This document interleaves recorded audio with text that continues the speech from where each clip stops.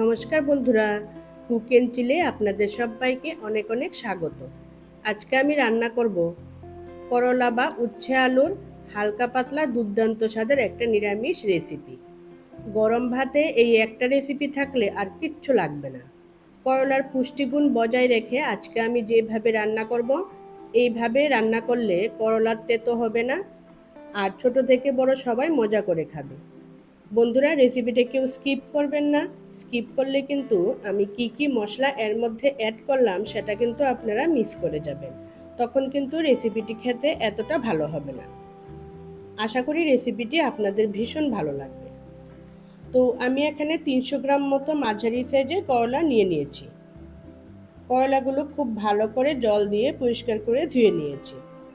এখন করলাগুলো এইভাবে কেটে নিচ্ছি। প্রথমে করলার মাথার দিক বাদ দিয়ে দিলাম। তারপর মাঝখানে 2 ভাগ করে আবারও এটাকে 4 ভাগ করে কেটে নিচ্ছি। পুষ্টিগুণে ভরপুর এই করলা অনেকেই খেতে চান না তেঁতুর কারণে, কিন্তু আমি আজকে যেভাবে করলা রান্না করব একটুকু তেঁতু লাগবে না। আর গরমে এমন একটা হালকা পাতলা রেসিপি থাকলে কিন্তু সবাই তৃপ্তি করে খেয়ে নেবে। তো বন্ধুরা দেখুন, আমি সবগুলো করলা কেটে নিয়েছি। কেটে একটা বোলে নিয়ে নিচ্ছি। এখন এর মধ্যে অল্প একটু লবণ দিয়ে করলার সাথে মিশিয়ে নেব। খুব ভালো করে লবণটা মিশিয়ে নিয়ে 10 মিনিট রেস্টে রেখে দেব। এতে করে করলার অনেকটা তেতো ভাব কমে যাবে। আর এইভাবে করলা রান্না করার পরও কিন্তু একটুকু তেতো লাগবে না। খুব ভালো করে লবণটা করলার সাথে মিশিয়ে নিয়েছি। এখন 10 মিনিট রেখে দিতে হবে এইভাবে। তার সাথে নিয়েছি একটা মাঝারি সাইজের আলু। আলুর খোসাটা ছাড়িয়ে দেখুন এরকম লম্বা লম্বা করে কেটে নিয়েছি। এখন আলুটা একটা প্লেটে তুলে নিচ্ছি। আর নিয়েছি একটা মাঝারি সাইজের টমেটো। টমেটোটা আমি খুব ভালো করে ধুয়ে নিয়েছি। এখন টমেটোটা আমি এইভাবে লম্বা লম্বা করে কেটে নিচ্ছি। আলু আর করলার মতো লম্বা করে টমেটোটা কেটে নিতে হবে। আলু আর করলার সাথে সামঞ্জস্য রেখে টমেটোটা কেটে নিয়েছি। এখন একটা বাটিতে রেখে দিচ্ছি। আর এদিকে দেখুন 10 মিনিট পর করলাগুলো বেশ নরম হয়ে গেছে লবণ দেওয়ার কারণে। আর করলা থেকে যে জলটা বেরিয়েছে সেটা কিন্তু ফেলে দিতে হবে। যারা একদমই তেতো খেতে পছন্দ করেন না তারা কিন্তু এইভাবে 10 মিনিট লবণ মাখিয়ে করলাটা আবার জল দিয়ে ভালো করে ধুয়ে নিলে তখন কিন্তু করলাতে তেতো ভাব প্রায় থাকে না বললেই চলে। তো দেখুন বন্ধুরা, করলাগুলো 2 থেকে 3 বার জল দিয়ে ধুয়ে একটা প্লেটে তুলে নিচ্ছি। এইভাবে করলা রান্না করলে দেখবেন একটুকু তেতো লাগবে না। যারা কোনোদিনও করলা খান না তারাও দেখবেন চেয়ে চেয়ে খাবে। আর গরমে এমন একটা পুষ্টিগুণ সম্পন্ন করলার রেসিপি থাকলে মন আর শরীর দুটোই কিন্তু ভালো থাকবে। এবার রান্নাটা শুরু করব। গ্যাস ওভেনে একটা কড়াইয়ে 2 টেবিল চামচ সরষের তেল দিয়ে তেলটাকে খুব ভালো করে গরম করে নিতে হবে। পুরো রান্নাটা কিন্তু আমি এই তেলেই করে নেব, তাই একসাথে তেলটা দিয়ে দিয়েছি। তেল গরম হয়ে গেলে দিয়ে দিচ্ছি কেটে রাখা আলু। অল্প একটু লবণ আর অল্প একটু হলুদ গুঁড়ো দিয়ে আলুটাকে এখন ভেজে নেব। লবণ আর হলুদ গুঁড়ো আলুর সাথে খুব ভালো করে মিশিয়ে নিচ্ছি। তারপর ফ্লেমটাকে মিডিয়ামে রেখে একটা ঢাকনা দিয়ে আলুটাকে ভেজে নেব। বন্ধুরা, আজকের রেসিপিটি আপনাদের কাছে কেমন লাগলো কমেন্টসে জানাবেন। ভালো লাগলে প্লিজ বন্ধুরা একটা লাইক করে দেবেন। আর প্লিজ চ্যানেলটাকে সাবস্ক্রাইব করে আমার সাথেই থাকবেন। 1 থেকে 1.5 মিনিট মাঝারি আঁচে ঢাকা চাপা দিয়ে আলুটাকে ভেজে নিচ্ছি। তো মিনিট 1.5 আলুটাকে মিডিয়াম ফ্লেমে ভেজে নিয়েছি। আলুর কালারটা দেখুন চেঞ্জ হয়ে গেছে, খুব সুন্দর একটা লালচে রং ধরে গেছে। ঠিক এরকমভাবে আলুটাকে ভেজে নিতে হবে। এখন সমস্ত আলু আমি একটা প্লেটে তুলে নেব। তো খুব ভালো করে তেল ঝরিয়ে আমি সমস্ত আলু একটা প্লেটে তুলে নিয়েছি। এখন ওই তেলের মধ্যে দিয়ে দিচ্ছি কেটে রাখা করলা। অল্প একটু হলুদ গুঁড়ো আর অল্প একটু লবণ দিয়ে করলাগুলো ভেজে নিতে হবে। খুব বেশি ভাজার কোনো দরকার নেই। মোটামুটি 20 থেকে 30 সেকেন্ড মতো করলাগুলো ভেজে নেব একটা ঢাকনা দিয়ে। এতে করলাগুলো একটু সেদ্ধ হয়ে যাবে। আর এইভাবে করলা কিছুক্ষণ লবণ জলে ভিজিয়ে একটু গরম তেলে ভেজে নিলে দেখবেন করলার তেতো ভাব একদমই থাকে না, আর রান্নাটা খেতেও ভীষণ টেস্টি লাগে। তো ফ্লেমটাকে মিডিয়ামে রেখে প্রায় 30 সেকেন্ড করলাগুলো ভেজে নিয়েছি। করলাগুলো আমার ভাজা হয়ে গেছে।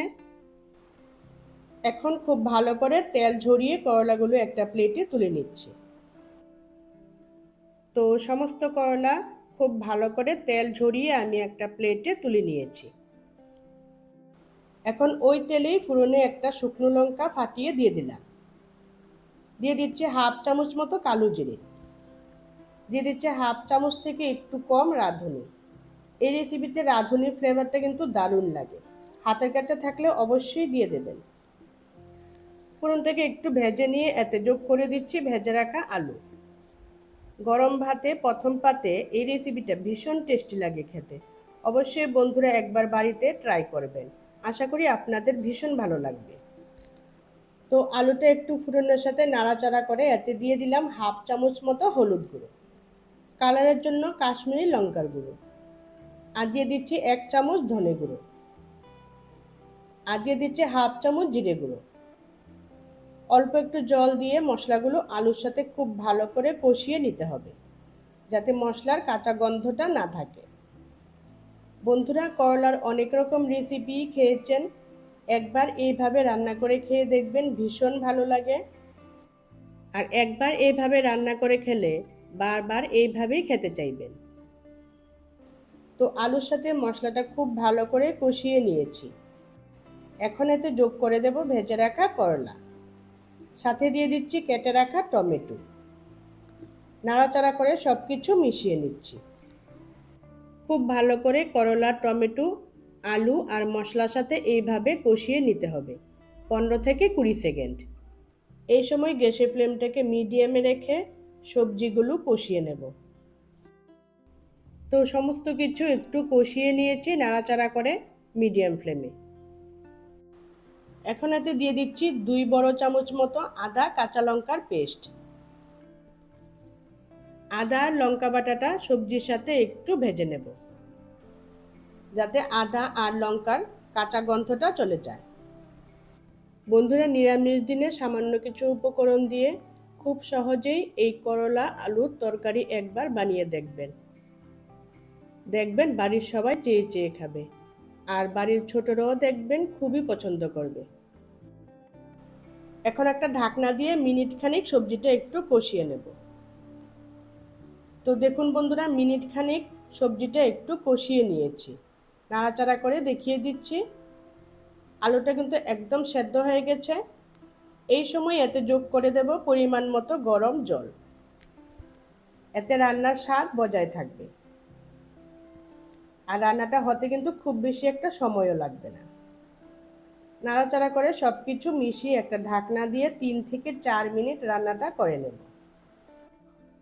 দিয়ে দিচ্ছি স্বাদ মতো লবণ আর অল্প একটু চিনি, এতে স্বাদের ব্যালেন্সটা ঠিক থাকবে।